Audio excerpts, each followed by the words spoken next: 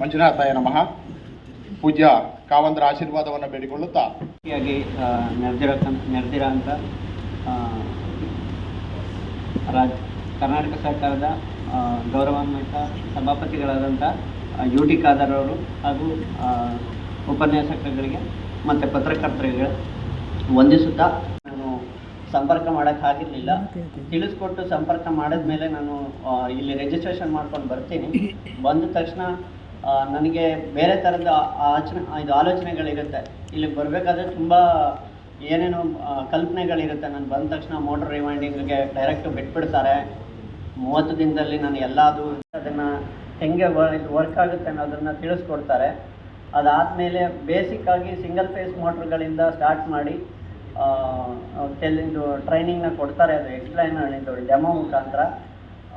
ಅದಾದಮೇಲೆ ಕೆಲವೊಂದಿಷ್ಟು home ವೈರಿಂಗ್ಸು, mixie ಮತ್ತು ಫ್ಯಾನು, ವಾಲ್ ಫ್ಯಾನ್ಗಳ ಬಗ್ಗೆನೂ ನಮಗೆ ಬರೀ ಮೋಟ್ರ್ ವೈಂಡಿಂಗ್ ಬಗ್ಗೆ ಅಲ್ಲದೇ ಬೇರೆ ಥರದ್ದು ಅವಕಾಶಗಳನ್ನ ತರಬೇತಿಗಳನ್ನ ಕೊಡ್ತಾರೆ. ಹಾಗಾಗಿ ಈ ಸಂಸ್ಥೆಗೆ ಧನ್ಯವಾದಗಳನ್ನು ಹೇಳೋದಕ್ಕೆ ಇಷ್ಟಪಡ್ತೀನಿ. ಮತ್ತಿನ್ನೊಂದು, ಇಲ್ಲಿ ನಾವು ಒಂದು ಓನಾಗಿ ಬಿಸ್ನೆಸ್ ಮಾಡಬೇಕು ಅಂದರೆ ನಮ್ಮಲ್ಲಿ ಯಾವುದೆಲ್ಲ ಚೌಕಟ್ಟುಗಳನ್ನು ಚೌಕಟ್ಟಲ್ಲಿ ಮಾಡಬೇಕು. ಇಲ್ಲಿ ಬಂದ ಮೇಲೆ ಜೀವಮಾರ್ಗಗಳು ಹಾಗೂ ಶಿಸ್ತು, ಸಮಯದ ಸದುಪಯೋಗ, ಪ್ರಾಮಾಣಿಕತೆ, ಏಕಾಗ್ರತೆ, ಸ್ವಾವಲಂಬಿ ಕೆಲಸ ಮಾಡುವುದನ್ನು ಹಲವಾರು ಚಟುವಟಿಕೆಗಳನ್ನು ನೀಡಿ ಈ ಸಂಸ್ಥೆಯ ಉಪನ್ಯಾಸಕರು ಹಾಗೂ ಸಿಬ್ಬಂದಿಗಳು ಹೇಳಿಕೊಟ್ಟಿದ್ದಾರೆ. ಒಂದು ಉದ್ಯಮವನ್ನು ನಡೆಸಬೇಕಾದರೆ ಉದ್ಯಮಶೀಲ ವ್ಯಕ್ತಿಗಳಾಗುವಂಥ ನಾವುಗಳು ಉದ್ಯಮಶೀಲ ಅರ್ಹತೆಯ ಬಗ್ಗೆ ಅರಿತುಕೊಂಡೆವು. ಹಾಗೂ ಉದ್ಯಮದಲ್ಲಿ ಎದುರಾಗುವಂಥ ತೊಂದರೆಗಳನ್ನು, ಅಪಾಯಗಳು ಯಾವ ರೀತಿಯಾಗಿ ಬಗೆಹರಿಸಿಕೊಳ್ಳಬೇಕೆಂದು ಹಾಗೂ ರಿಂಗೆಸ್ತ ಮತ್ತು ದೋಣಿಯಾಟದ ಮೂಲಕ ಯಾವ ರೀತಿ ಉದ್ಯಮದ ಗುಣಮಟ್ಟ ಹಾಗೂ ರಿಸ್ಕ್ ತೆಗೆದುಕೊಳ್ಳಬೇಕು ಎಂದು ತಿಳಿಸಿದರು. ಈ ತರಬೇತಿಯು ಉಚಿತ ಆಗಿದ್ದರಿಂದ ಇಷ್ಟು ಉತ್ತಮ ರೀತಿಯಲ್ಲಿ ನಡೆಯುತ್ತೆಂದು ಅಂದುಕೊಂಡಿರಲಿಲ್ಲ. ನನ್ನ ಹೆಸರು ವಿಶ್ವನಾಥ. ನಾನು ಮೂಲತಃ ಕಲಬುರಗಿ ಜಿಲ್ಲೆಯವನು. ನಮ್ಮ ಅಣ್ಣನವರಿಂದ ರೂಟ್ ಸೆಟ್ ಸಂಸ್ಥೆ ಬಗ್ಗೆ ತಿಳಿದು ನಾನು ಇಲ್ಲಿ ಮೆನ್ಸ್ ಪಾರ್ಲರ್ ಆನ್ಲೈನ್ನಲ್ಲಿ ಅರ್ಜಿ ಹಾಕಿ ಇಲ್ಲಿಗೆ ಬಂದಿದ್ದೇನೆ. ಮೊದಲು ಇಲ್ಲಿಗೆ ಬಂದ ಮೇಲೆ ನಾನು 3 ದಿನದಲ್ಲಿ ಇಲ್ಲಿನ ಶಿಸ್ತು ಹಾಗೂ ಇಲ್ಲಿನ ಶಿಸ್ತು ಕ್ರಮಗಳು ಹಾಗೂ ಇಲ್ಲಿನ ನೇಚರ್ ಬಗ್ಗೆ ತುಂಬಾ ಇಷ್ಟ ಆಯಿತು. ಹಾಗೆ ಇಲ್ಲಿನ ಉದ್ಯಮಶೀಲತೆ ಬಗ್ಗೆ ಹಾಗೂ ನಮ್ಮ ಜೀವನಕ್ಕೆ ಬೇಕಾದ ಮೌಲ್ಯಗಳು ಹಾಗೂ ಉದ್ಯಮಶೀಲತೆ ಬಗ್ಗೆ ತಿಳಿದುಕೊಂಡೆವು. ನಮ್ಮ ತರಬೇತಿಯ ಅತಿಥಿ ಶಿಕ್ಷಕರಾದ ಲೋಕೇಶ್ವರ ಅವರಿಂದ ನಮ್ಮ ವೃತ್ತಿಗೆ ಹೇರ್ ಕಟ್ ಆಗಿರ್ಬೋದು, ಬಿಯರ್ಡು, ಸ್ಟ್ರೇಟಿಂಗು, ಹೇರ್ ಸ್ಪಾ, ಕಲರಿಂಗು, ಫೇಶಿಯಲ್ ಬಗ್ಗೆ ಹಾಗೂ ಮೆನಿಕ್ಯೂರ್ ಬಗ್ಗೆ ತುಂಬಾ ಹೇಳಿಕೊಟ್ಟರು. ಹಾಗೂ ಮಾರ್ಕೆಟ್ ಸರ್ವೆಯಲ್ಲಿ ನಾವು ಅಂದುಕೊಂಡಿದ್ದ ಹಾಗೆ ಮಾರ್ಕೆಟ್ ಸರ್ವೆಯಲ್ಲಿ ದೊಡ್ಡ ಪ್ರೊಫೆಷ್ನಲ್ ದೊಡ್ಡ ಸೆಲೂನ್ಗೆ ಹೋದಾಗ ನಾವು ತಿಳಿದುಕೊಂಡಿದ್ದು ನಮ್ಮ ಯಾವ ವೃತ್ತಿಗೂ ಕಡಿಮೆ ಇಲ್ಲವೆಂದು, ಯಾವ ಡಾಕ್ಟರೇಟು ಡಿಗ್ರಿಗೂ ಯಾವ ಕಡಿಮೆ ಇಲ್ಲವೆಂದು ತಿಳಿದುಕೊಂಡು ನಮ್ಮ ವೃತ್ತಿಯು ಇಷ್ಟು ದೊಡ್ಡ ಮಟ್ಟಕ್ಕೆ ಬೆಳೆಯುತ್ತಿದೆ ಎಂದು ತಿಳಿದುಕೊಂಡೆವು.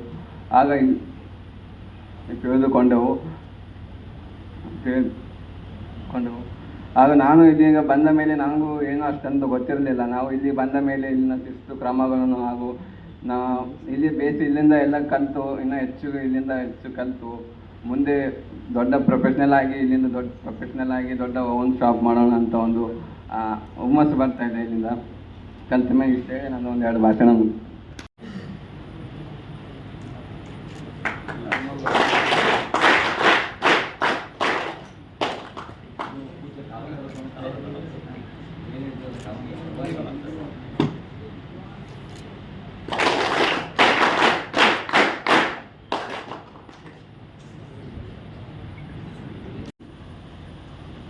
ವತಿಯಿಂದ ಏರ್ಪಡಿಸಲ್ಪಟ್ಟಂತಹ ತರಬೇತಿ ಕಾರ್ಯಕ್ರಮದ ಸಮಾರೋಪ ಸಮಾರಂಭದ ಸಭಾ ವೇದಿಕೆಯಲ್ಲಿದ್ದು ಸಮಾರಂಭದ ಅಧ್ಯಕ್ಷ ಸ್ಥಾನ ವಹಿಸಿದಂತಹ ಗೌರವಿತಂತಹ ಶ್ರೀ ಗಿರಿಧರ್ ಕಲಾಪುರ ಅವರೇ,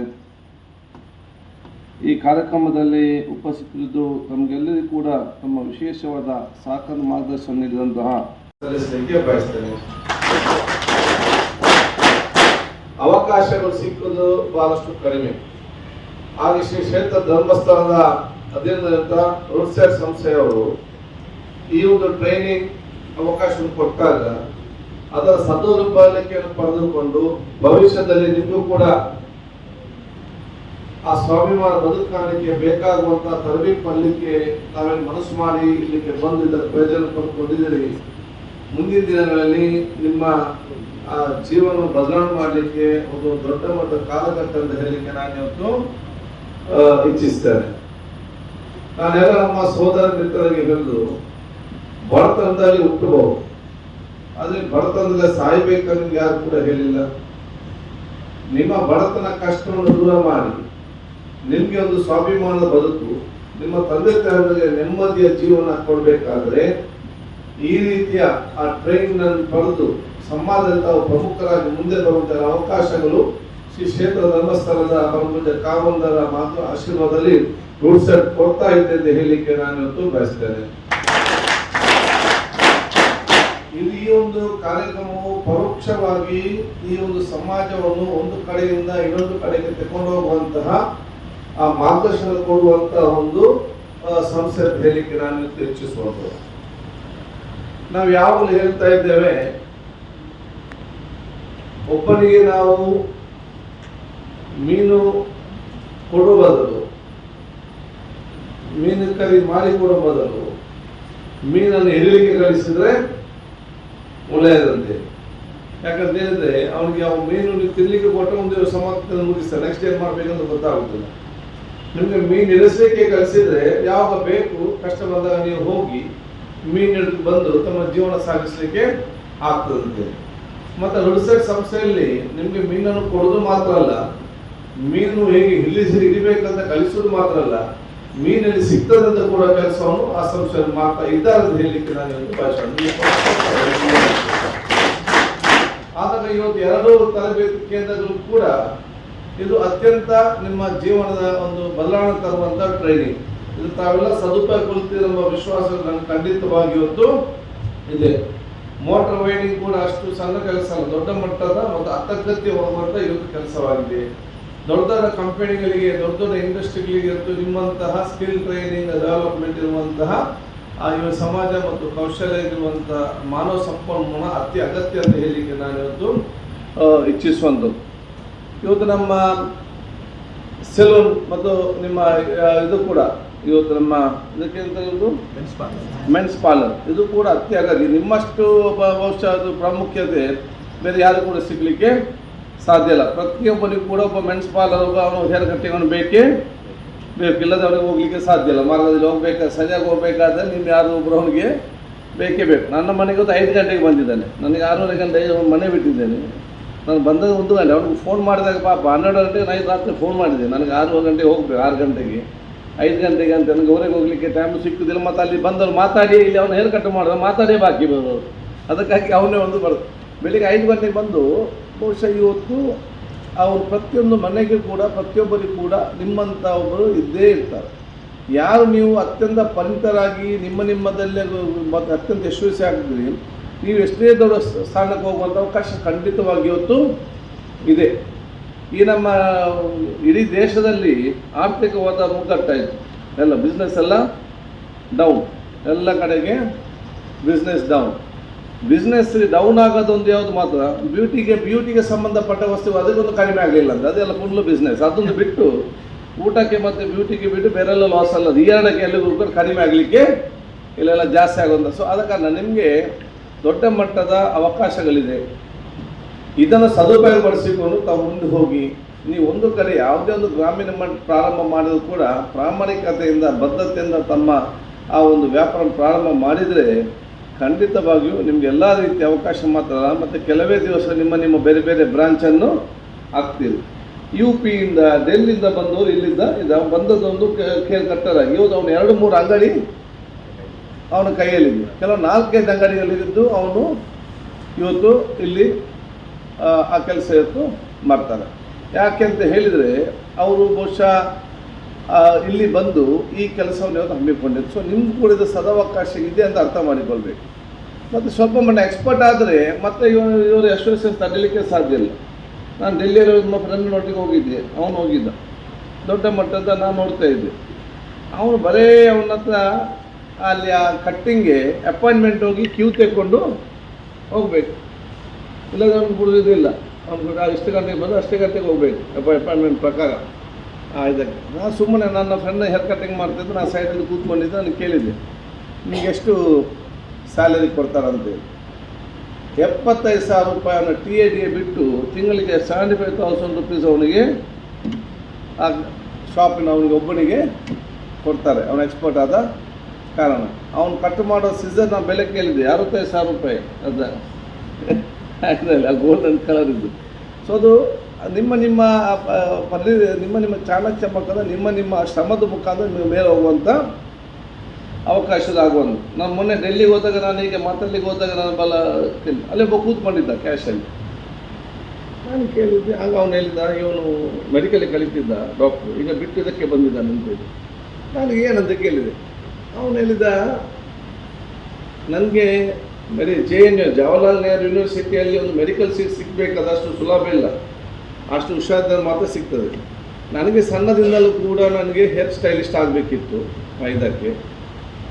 ಅದು ನನ್ನ ತಂದೆಯವರು ನನ್ನನ್ನು ಮಾರ್ಕಿದ್ದ ಕಾರಣ ಮೆಡಿಕಲ್ ಕಾಲೇಜಿಗೆ ಹೋಗಂತ ಹೇಳಿದರು.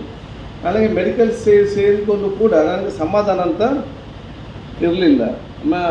ತಂದೆಗೆ ಫ್ಯಾಕ್ಟ್ರಿ ಇದೆ, ಸಮಾಧಾನ ಅಂತ ಇರಲಿಲ್ಲ. ಅದಕ್ಕೆ ನಾನು ಅಷ್ಟು ಸಮಾಧಾನ ಇದ್ದಾಗ ತಂದೆ ಕೇಳಿ ಏನಂತೇಳಿ, ನಿನಗೆ ಇದನ್ನು ಆಸಕ್ತಿ ಇಲ್ವಾ, ನನಗೆ ಯಾವುದಿಲ್ಲ ಆಸಕ್ತಿ ಅಂತೇಳಿ.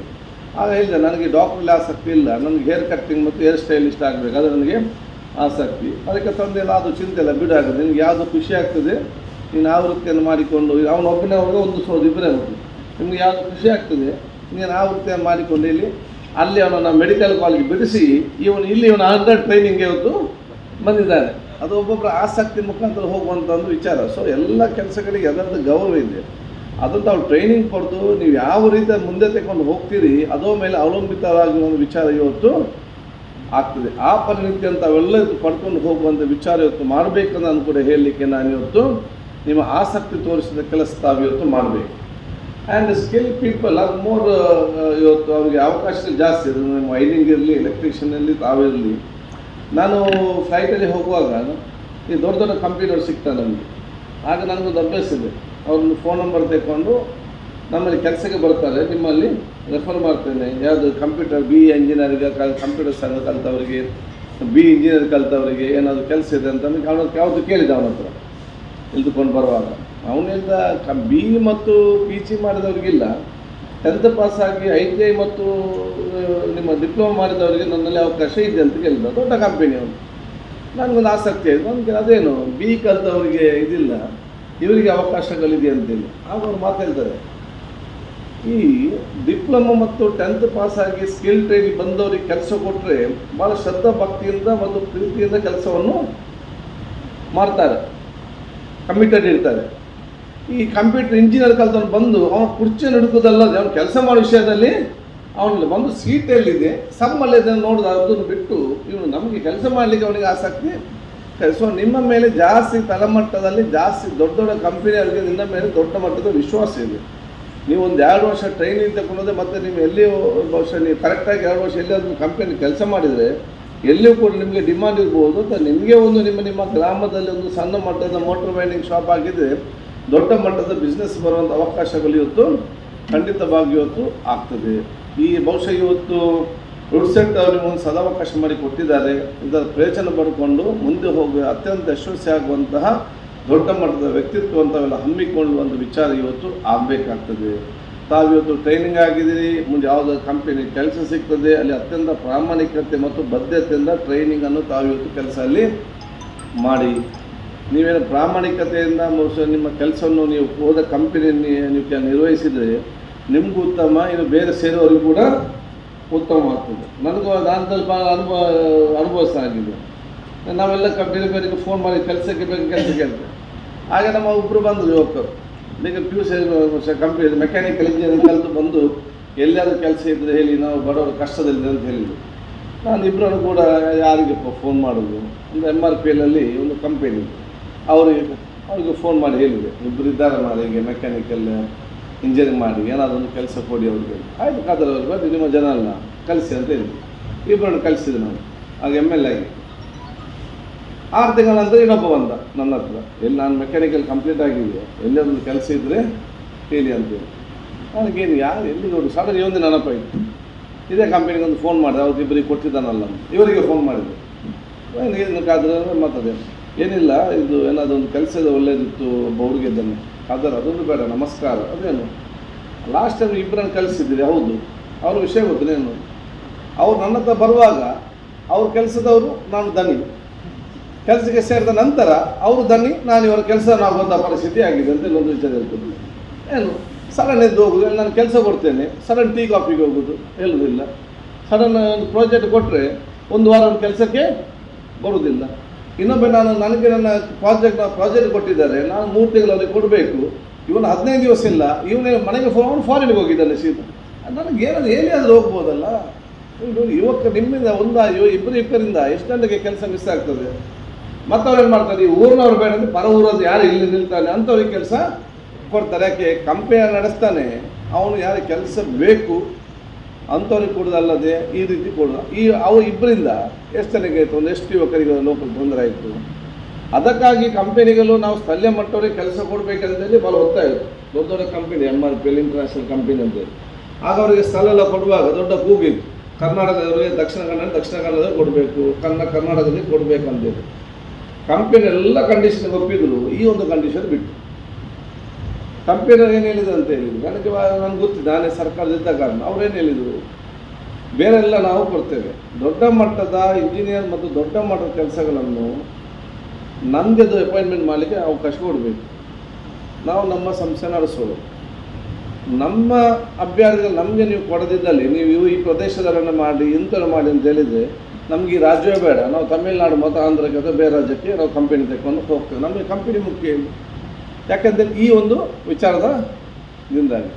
ಆದ ಕಾರಣ ತಾವು ಇವತ್ತು ಎಲ್ಲಿ ಹೋಗಿ ಎಲ್ಲಿ ಕೆಲಸ ಚೆನ್ನಾಗಿ ಮಾಡಿದರೆ ಮುಂದೆ ಬರುವಂಥ ಸಮಾಜ ಆ ಪ್ರದೇಶದವರಿಗೆ ದೊಡ್ಡ ಮಟ್ಟದ ಪ್ರಯೋಜನ ಆಗ್ತದೆ. ನಿಮಗೆ ಟ್ರೈನಿಂಗ್ ಸಿಕ್ಕಿದೆ, ಕೆಲಸ ಸಿಗ್ತದೆ, ಒಂದು ವರ್ಷ ನೀವು ಸಂಬಳವತೆಯನ್ನು ನೋಡಬೇಡಿ, ವೇತನ ಸವಲತ್ತು ಚೆನ್ನಾಗಿ ಕಲೀರಿ, 1-2 ವರ್ಷ ಸರ್ಟಿಫಿಕೇಟ್ ತಗೊಂಡು ಮತ್ತೆ ನೀವು ಆಟೋಮೆಟಿಕ್ಕಾಗಿ ನಿಮಗೆ ಸ್ಥಾನ ಕೊಡೋದು ಗುರುತಿಸಿಕೊಂಡು ನಿಮಗೆ ದೊಡ್ಡ ಸ್ಥಾನ ಕೊಡೋದು ಕೆಲಸ ಇವತ್ತು ಖಂಡಿತವಾಗಿ ಇವತ್ತು ಆಗ್ತದೆ.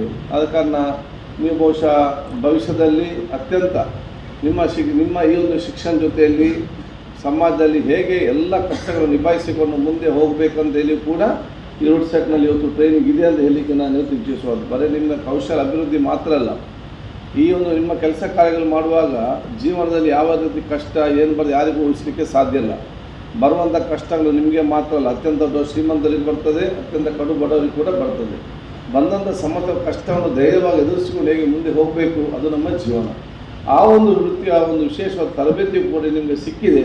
ಅದಕ್ಕೆ ತಾವೆಲ್ಲ ಕೂಡ ಭಾಗ್ಯವಂತರು ಅಂತ ಹೇಳಿಕೊಂಡು ನಿಮಗೆಲ್ಲ ನಾನು ಶುಭಾಶಯ ಸಲ್ಲಿಸಿ, ನಾನು ಕೂಡ ನಿಮ್ಮ ಜೊತೆ ಹೇಳಲಿಕ್ಕೆ ಅತ್ಯಂತ ಸಂತೋಷವಾಗ್ತಾ ಹೇಳಿಕೊಳ್ತಾ, ಎಲ್ಲ ಕಾರ್ಯಕ್ರಮ ಹಮ್ಮಿಕೊಂಡಂಥ ವೆಬ್ಸೈಟ್ ಸಂಸ್ಥೆ ಎಲ್ಲ ಪ್ರಮುಖರಿಗೆ ಮತ್ತು ಬಹುಶಃ ಈ ಒಂದು ಕ್ಷೇತ್ರದಲ್ಲಿ ಬಹುಶಃ ಅವತ್ತಿನ ಕಾಲದಲ್ಲಿ 41 ಇಯರ್ಸ್ ಅಲ್ಲ, 41 ವರ್ಷದ ಯಾರಿದ್ದಾರೆ ಇಲ್ಲಿ ಕೈ ಎತ್ತಿ ಬಂದ ಟ್ರೈನಿಂಗಲ್ಲಿ ಅಬೌವ್ 41 ಒಬ್ಬರೇ, ಎಷ್ಟು 43 ಅಂದರೆ ನಿಮಗೆ ಪರಮಪೂಜೆ ಕಾವಂದರು ಈ ರೀತಿಯ ಕಲ್ಪನೆ ಮಾಡಿದಾಗ ನಿಮಗೆ ಬರೀ 2 ವರ್ಷ, ನೀವೆಲ್ಲ ಯಾರು ಹುಟ್ಟಲೇ ಇಲ್ಲ ಬೇರೆಯವರು ಅಲ್ವಾ. ಅದರ ಮುಂಚೆ ಅವರ ಆಲೋಚನೆ ಇತ್ತು. ಆಗ ನಾವು ಆಲೋಚನೆ ಮಾಡಬೇಕು, ಅವರ ದೂರದರ್ಶಿತ್ವದ ಕಾರ್ಯಕ್ರಮ ಏನಂತೇಳಿ ನಮಗೆ ಅದು ಅವತ್ತು ಅದನ್ನು ಕೂತ್ಕೊಂಡು ಆಲೋಚನೆ ಮಾಡಿ ಈಗಿನ ಜನಾಂಗಕ್ಕೆ ಆ ಒಂದು ಲಾಭ ಬರುವಂಥ ಒಂದು ದೂರದರ್ಶಿತ್ವದ ಆ ಯೋಜನೆ ಹೇಗೆ ಅಂತೇಳಿ, ವ್ಯಕ್ತಿತ್ವ ಹೇಗೆ ಅಂತ ನಾವು ಆಲೋಚನೆ ಮಾಡಬೇಕು.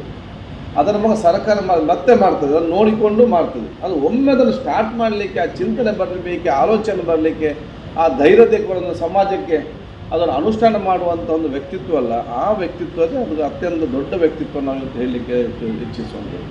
ಆದ ಕಾರಣ ನಮಗೆಲ್ಲರಿಗೂ ನನ್ನ ವಿಶೇಷ ಶುಭಾಶಯ ನಾನು ಇವತ್ತು ಸಲ್ಲಿಸಿಕೊಂಡು ತಾವೆಲ್ಲರಿಗೂ ಶ್ರದ್ಧಾಪೂರ್ವಕವಾಗಿ ಭಕ್ತಿಪೂರ್ವಕವಾಗಿ ಅತ್ಯಂತ ಪಾವಿತ್ರತೆಯಿಂದ ನಮ್ಮ ವೃತ್ತಿಯನ್ನು ಮಾಡಿ ನಿಮ್ಮ ಕುಟುಂಬಕ್ಕೆ ಸಮಾಜಕ್ಕೆ ಗೌರವ ತರುವಂಥ ಕೆಲಸ ತಾವು ಮಾಡಿಕೊಂಡು ಈ ದೇಶದ ಮಣ್ಣಿನ ಅತ್ಯಂತ ದೊಡ್ಡ ಒಂದು ಹಿರಿಮೆಯ ಮತ್ತು ಪ್ರೌಢತೆಯ ಒಂದು ಸೋದರ ಆಗಿ ಅಂತೇಳಿ ನಿಮ್ಮ ಶುಭಾಶಯ ಸಲ್ಲಿಸಿ ನನ್ನ ಮಾತು ಮುಗಿಸ್ತೀನಿ.